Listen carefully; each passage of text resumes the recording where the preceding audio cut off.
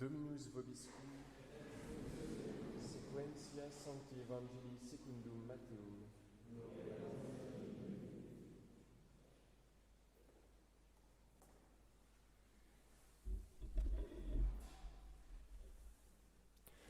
En ce temps-là, Jésus dit à ses disciples cette parabole: le royaume des cieux est comparable au maître d'un domaine qui sortit au point du jour afin d'embaucher des ouvriers pour sa vigne.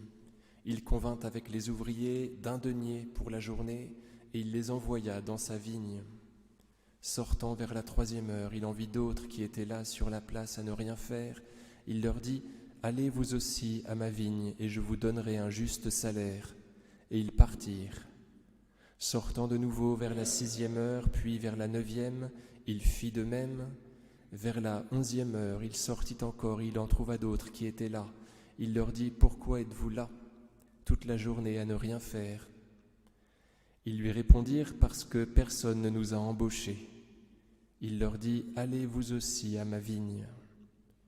Le soir venu, le maître de la vigne dit à son régisseur: appelle les ouvriers et donne-leur à chacun son salaire, en commençant par les derniers pour finir par les premiers.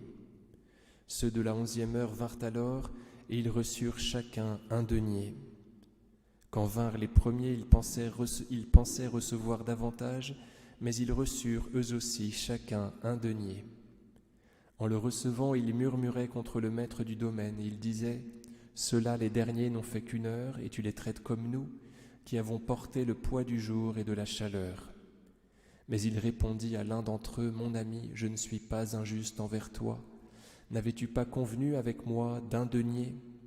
Prends ton bien et va. Je veux donner à ce dernier autant qu'à toi. N'ai-je pas le droit de faire de mes biens ce que je veux? Ou bien as-tu l'œil mauvais parce que je suis bon? Ainsi les derniers seront les premiers, et les premiers seront les derniers. Car beaucoup sont appelés, mais peu sont élus.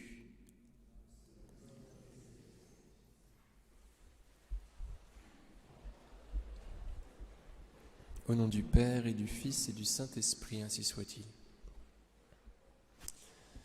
Et voilà cette parabole révoltante des ouvriers de la 11e heure.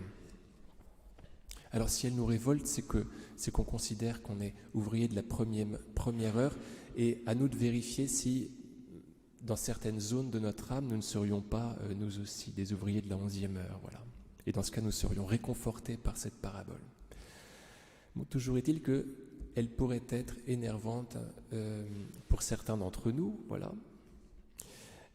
qui sommes à la vigne du Seigneur depuis la première heure.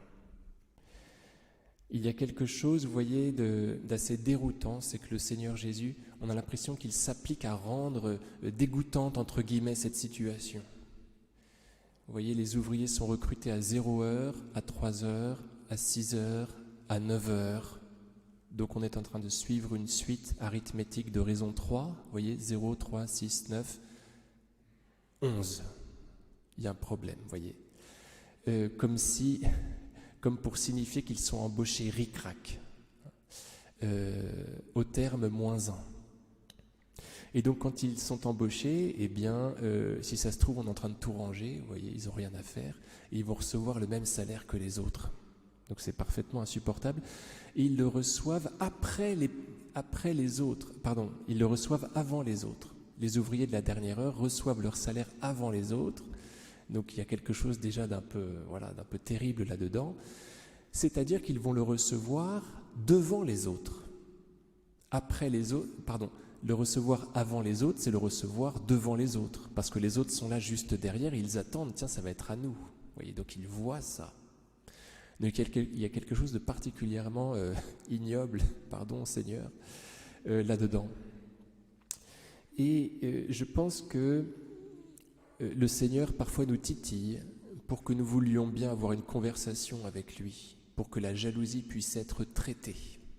Donc il la fait ressortir, vous voyez, il nous secoue et il nous dit: allez, parle-moi, n'est-ce pas que c'est dégoûtant tout ça? Oui, alors vas-y, dis-le-moi, épanche ton cœur, pour que je puisse assainir ton cœur, pour qu'en échange je puisse y mettre la paix. C'est comme ça qu'il fait avec Caïn, sauf que ça ne marche pas. Je ne sais pas si vous vous souvenez, au début de l'histoire des hommes, L'offrande de Caïn n'est pas agréée alors qu'elle est une offrande de travail. L'offrande d'Abel, elle, est agréée alors qu'elle est une offrande d'un des membres de son troupeau. Autrement dit, il offre quelque chose qui ne correspond à aucun travail de sa part, et c'est son offrande à lui qui est agréée. Il y a quelque chose de terrible là-dedans. Comment se fait-il que le travail de Caïn n'est pas admis par Dieu ? Alors certainement, ce n'est pas la question, mais certainement parce que Caïn le fait dans un objectif d'achat de la grâce. On ne sait pas quelle est son intention, mais certainement qu'il offre à Dieu en disant « Voilà, maintenant je mérite tout cela, tu dois me donner tout cela ». Alors que Abel, lui, offre un agneau, c'est-à-dire l'agneau de Dieu, bien évidemment, il se prévaut des mérites de l'agneau de Dieu, qui est Jésus. Vous voyez, il met Jésus entre lui et Dieu, d'une façon préfigurative, bien évidemment. Donc il se cache sous le sang de Jésus. Il a l'intention que ce soit ses mérites au Seigneur qui soient les siens.